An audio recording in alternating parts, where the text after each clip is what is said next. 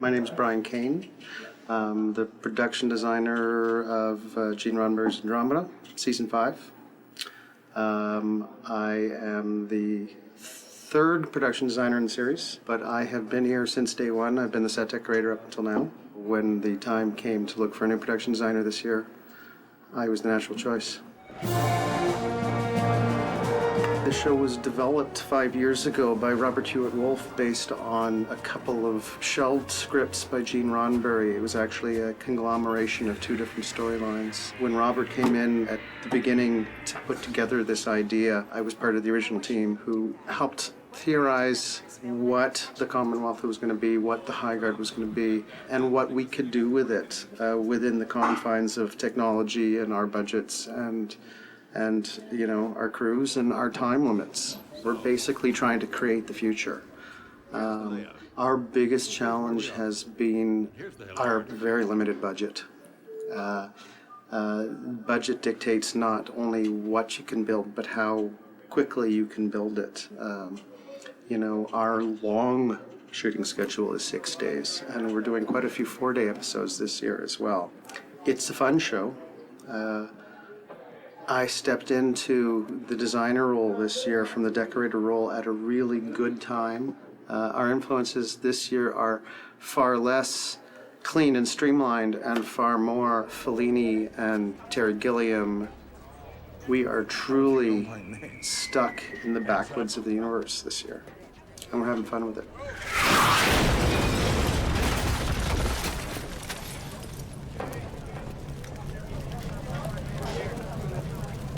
You gotta watch your step around here.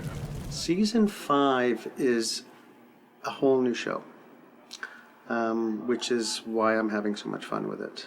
Our story at the end of last year, basically our entire crew was about to die and got pulled through the Route of Ages and plumped down into the planetary system of Seafra. 9 planets, all almost identical. Intruder! You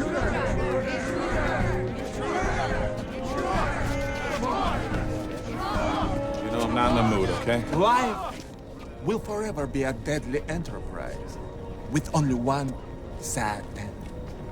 And there's only one solution. Deny exploration and embrace exploitation.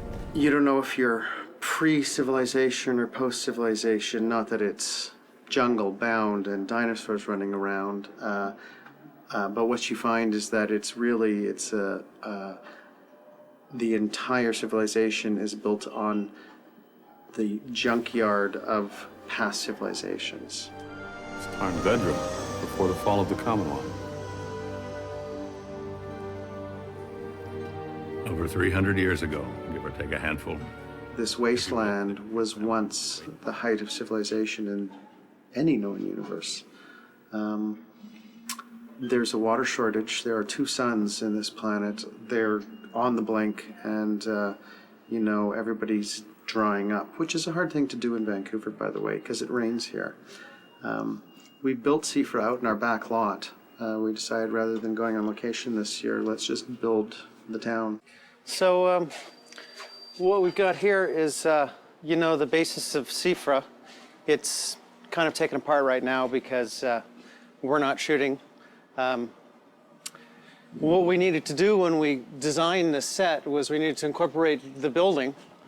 And again, we're saying that this whole town is built on space debris.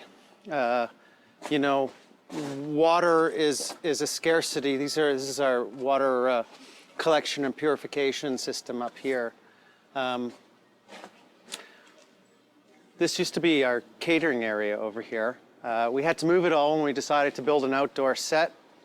And what happens is we move all these towers around to create our alleys. Again, script specific. This is 9 different planets, and it changes around. It's pretty mobile. I live with the impossible every day.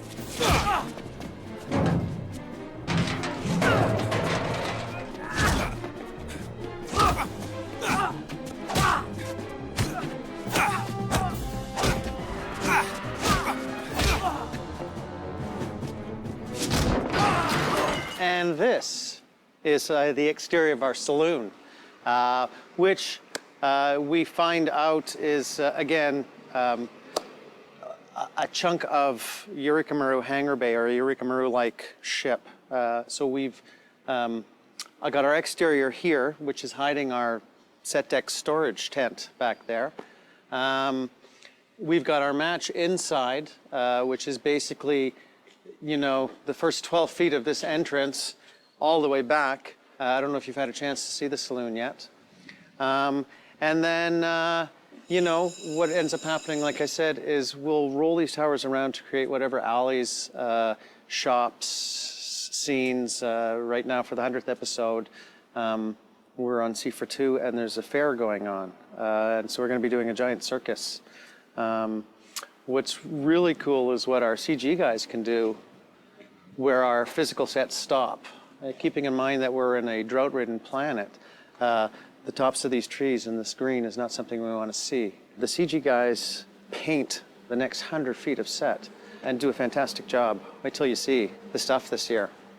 This is the interior of the saloon that matches the exterior that we showed you out in the town of Seafra.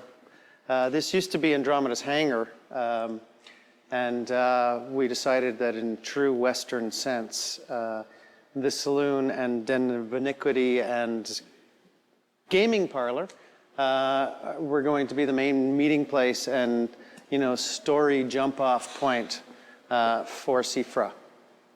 We've been in here just about every episode. You know, we had to take an existing space and make it look completely different. You know, keeping in mind that we're in a place where water is gold, basically. We serve things like saliva martinis. And I don't want to tell you where we get our other sources of liquid. You know, our homemade hooch still over here. You know, our created gaming parlor. You know, although it's taken down right now and what you're seeing through there is the Andromeda, that leads to the brothel because any good Western town has got to have a brothel. Hence the alien nude.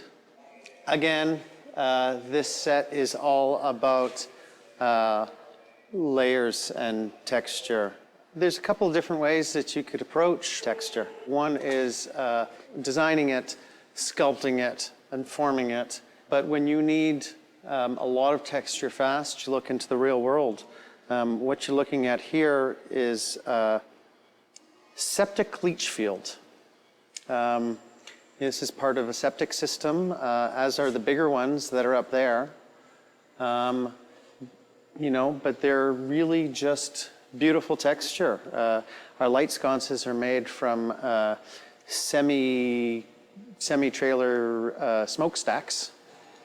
You know, our entertainment system over there is made up of components from antenna truss, fish hatchery floats, and good old plumbing pipe. I do a good part of my research at home.